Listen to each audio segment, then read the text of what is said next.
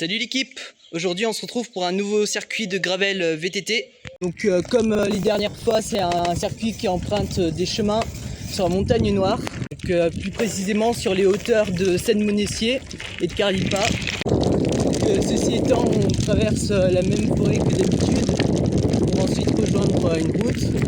Donc pour rappel, c'est la forêt qui traverse la vallée du Ferals, du côté de Saint-Papoul puis de Verdun-en-Lauragais. On l'avait fait également au cours des vidéos précédentes. Donc désormais on longe la clairière. Donc il y a un petit dénivelé à franchir.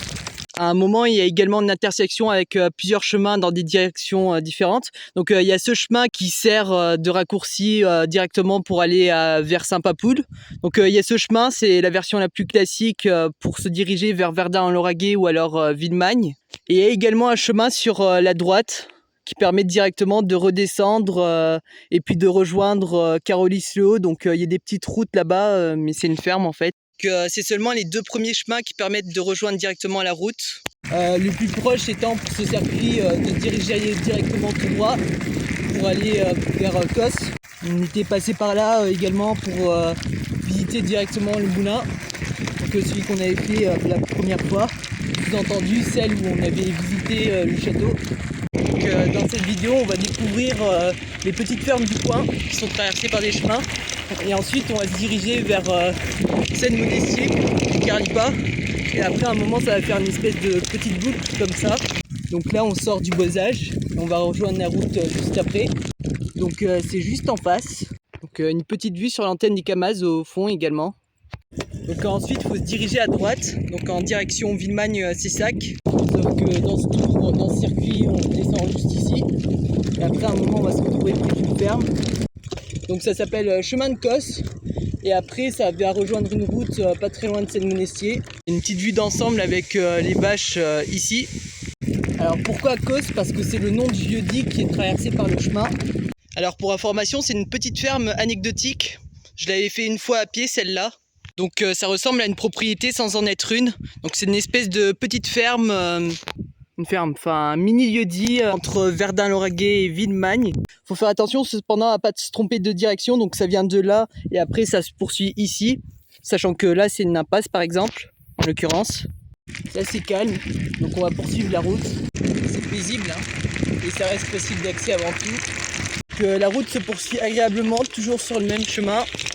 Donc c'est un petit chemin, bon on est quand même en hauteur par rapport à Viespace. Après on est quand même en hauteur. Tout à l'heure il y a également une petite vue sur la droite, comme on va en voir. Donc un peu plus loin il faudra faire plus attention parce que les chemins sont tortueux. Ça reste des bons chemins mais particulièrement caillouteux. Et c'est dangereux lors des grosses descentes. Ici non plus c'est pas très stable. Donc il faut faire attention. Ouais, c'est le genre de chemin où il faut utiliser des VTT pour circuler parce que un vélo de route ou de ville ça passe pas, ça mord forcément. Donc ici toujours tout droit, un petit dénivelé à franchir. On passe pas très loin de Carolis, c'est là où ça me rappelle des souvenirs. Donc au passage on prend la gauche sur ce petit chemin. Pas très loin de cette route parce que c'est des chemins situés sur des collines. Il y a une petite vue panoramique d'ailleurs là. Des chemins assez sportifs qui valent la peine d'être empruntés quand même. Là on traverse la route. Et donc juste après l'aventure se poursuit toujours tout droit. Donc c'est des petits chemins bucoliques. C'est vrai qu'il n'y a pas grand monde là-bas mais ça peut être sympa pour faire un petit tour et profiter du calme. Et donc là en l'occurrence on traverse une sorte de petite forêt. Donc petite vue sur les vignobles. Là on passe pas très loin de Carlipa. Et donc en arrivant à Carlipa, près d'une petite clairière, il y a également une petite vue en face, sur la droite. Et là pareil, sauf que c'est goudronné. Et donc ici aussi ça fait une belle vue. On a un petit panorama également sur ce qui nous attend. Et donc après on poursuit la route avec une plus grosse descente. Sauf qu'après ça devient encore une fois plus tortueux. Jusqu'ici où ça redevient plus lisse.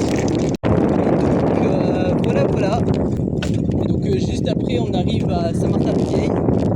Donc c'est situé sur une colline mais on a quand même une petite vue sur le clocher et d'autres choses. On va remonter ici. Un petit petit dénivelé à franchir, ici aussi, et donc après on arrive ici. Donc ceci étant, on a une petite vue panoramique sur la montagne noire. On a également l'antenne des Camas si on regarde bien au fond. Donc en fait, nous, on avait fait du vélo complètement de l'autre côté, donc c'était du côté de Verdun-Lauragais. Et après, on était revenu, et donc après, on avait longé la côte tout là-haut, jusqu'à Saint-Martin-le-Vieil. Et donc là-bas, ce que je disais tout à l'heure, c'est Carlipa. Et d'ailleurs, là, on va traverser son centre-ville. C'est là qu'on va reprendre la route pour finir le... Et donc sur la droite, on a une magnifique vue sur Saint-Martin-le-Vieil. On va y retourner une prochaine fois également, des choses à voir. Donc sur ce, nous on s'élance vers Carlipa. Quand on avait fait le tour de l'arbre poisson, on était passé par là également, sur la gauche. Enfin, c'est par là qu'on avait remonté. Donc le centre-ville, donc là aussi. Tout à l'heure on était passé pas très loin d'ici, on était juste là-haut. Enfin, en fait on était derrière là, près de là où il y a les arbres. Et donc ensuite, le principe redevient le même que pour celui de l'arbre poisson. Autrement dit, faire demi-tour pour revenir au point de départ. Donc là, on revient sur nos pas. Donc ça doit vous dire quelque chose. Là, petite traversée bucolique. Là, petite traversée bucolique. Suivi de celle du centre-ville. Et donc là, on revient au point de départ. Donc il est temps d'en conclure ensemble.